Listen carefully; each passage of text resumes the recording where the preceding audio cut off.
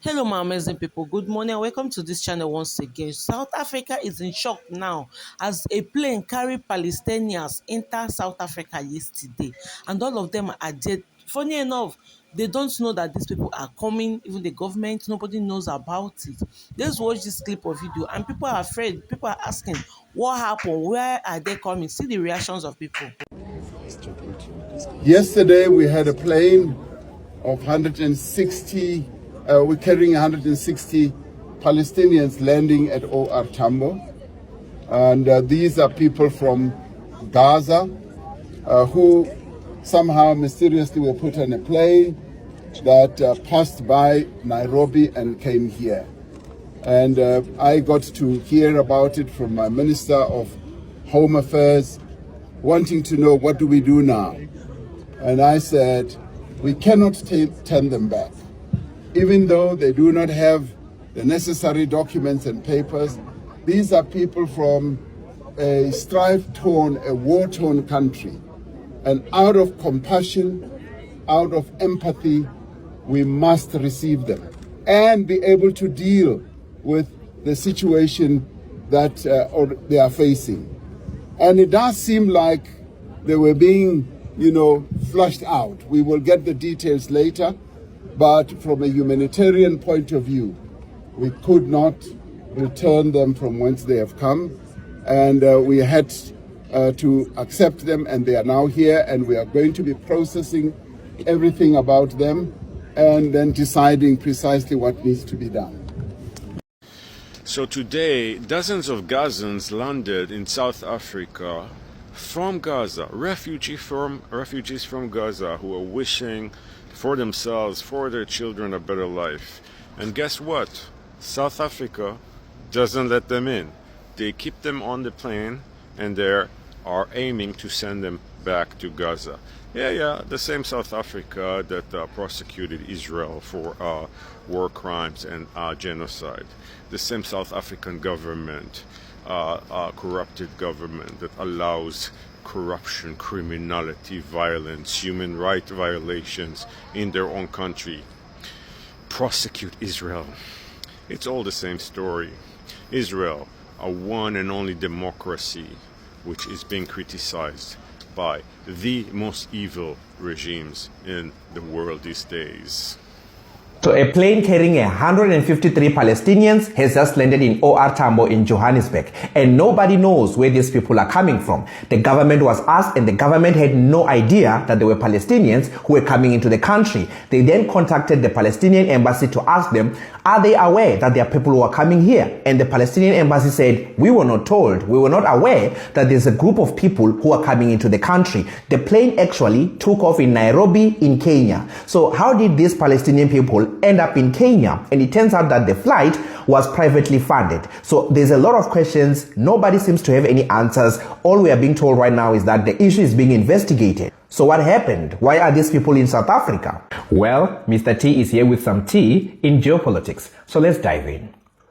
So as you might be aware, there's a conflict that has been happening in the Middle East, in this country, between this country and the Palestinian. In fact, South Africa has opened a case of genocide against this country for that very same conflict. So a couple of hours ago, a plane landed in OR Tambo, and inside it was 153 Palestinians. When they were checked, they didn't have the right documents to be in the country, since they didn't have exit stamps from their home country, which makes a lot of sense because their home country is at war right now. So that makes sense. But then how did they end up in a plane? And how did they end up in a plane in Kenya, Nairobi? And who is responsible for inviting them into the country? So these are some of the questions that a lot of people have regarding this plane that has landed in OR Tambo. So because these people didn't have the right papers, they were forced to wait for hours inside buses because they couldn't be let off from the buses into the common areas because they didn't have the right paperwork, they didn't have the right traveling documents. For security reasons, they had to be kept inside buses. What a lot of people might not know is that South Africa hosts a lot of refugees or people who were forcibly displaced from their homes. So this is a usual thing. It does happen. The only problem though is that usually we will know that people are coming. These people will be vetted beforehand, either while they're in their own countries or neighboring countries from where the war is happening, or we will at least know that there's people who are coming in. Yesterday we had a plane of 160, we're carrying 160 Palestinians landing at OR Tambo. And these are people from Gaza who somehow mysteriously were put on a plane that passed by Nairobi and came here.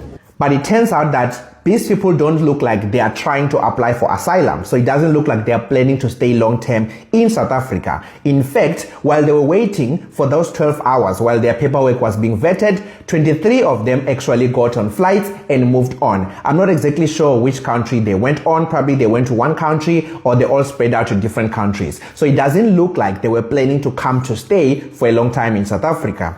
Upon further investigation, it has been found that it turns out that these people were scammed because they're desperate. Remember that in their home countries, there is a war there, there's a genocide happening. So it looks like some people took advantage of that and say, hey, come through, we're gonna find you a perfect place where it's gonna be safe. Don't worry, just give us some money and we're gonna sort it out. And those people somehow ended up in Kenya. Now, I don't know if Kenya was the final destination or if it was just a place where they can go before they move on to the next destination, in which one of those destinations was South Africa. But it turns out that yes, they were scammed. They paid some people who said that they will fix everything. They were going to be welcome wherever they were going, whereas South Africa was unaware that there were people who were coming in. And I said, we cannot turn them back.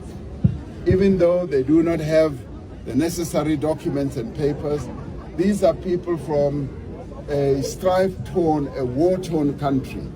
And out of compassion, out of empathy, we must receive them and be able to deal with the situation that they are facing. And it does seem like they were being, flushed out. We will get the details later, but from a humanitarian point of view, we could not return them from whence they have come, and we had to accept them, and they are now here, and we are going to be processing everything about them and then deciding precisely what needs to be done.